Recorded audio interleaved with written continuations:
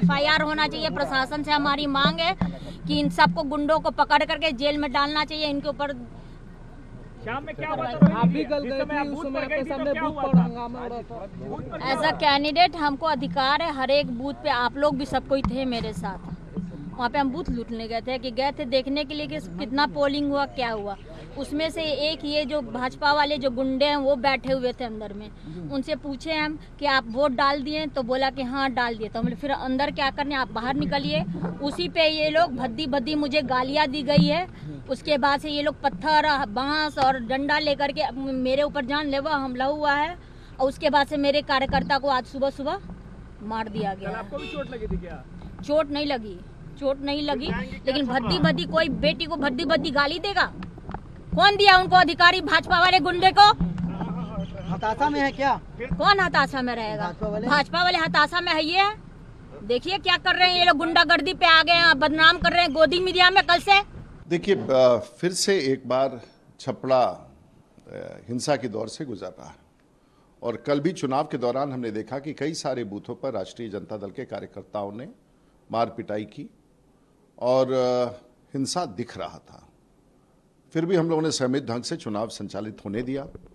और कल ये वाकया छपड़ा की है जहां से ये घटना शुरू की। और मुझे लगता है कि कैंडिडेट जिसका अधिकार नहीं होता है बूथ में प्रवेश करने का, कैंडिडेट जब बूथ के अंदर जाता है तो वो चुनाव आचार संहिता का वायलेशन है। और उसके बाद वहाँ पर लोगों ने प्रोटेस्ट किया क्योंकि भारतीय जनता पार्टी के कार्यकर्ता थे। स्वाभाविक है प्रोटेस्ट करना। अगर आप जब बूथ पर जाइएगा तो बूथ कैप्चरिंग का शंका होता है।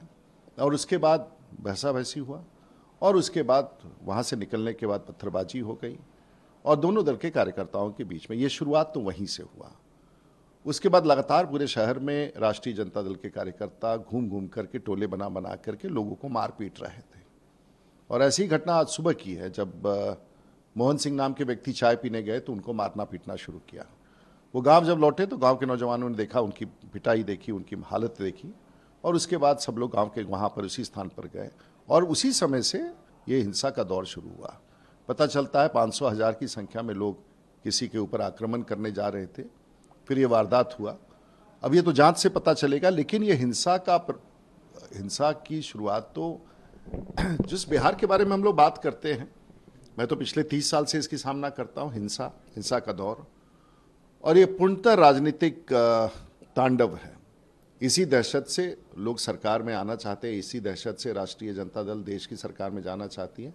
बिहार के लोग कतई नहीं बर्दाश्त करेंगे और कम से कम छपड़ा में तो हम सब कोई बर्दाश्त नहीं करेंगे। मुझे विश्वास है कि चुनाव आयोग के निर्देशन पर तहकीकात होगी और उचित कार्रवाई होगी।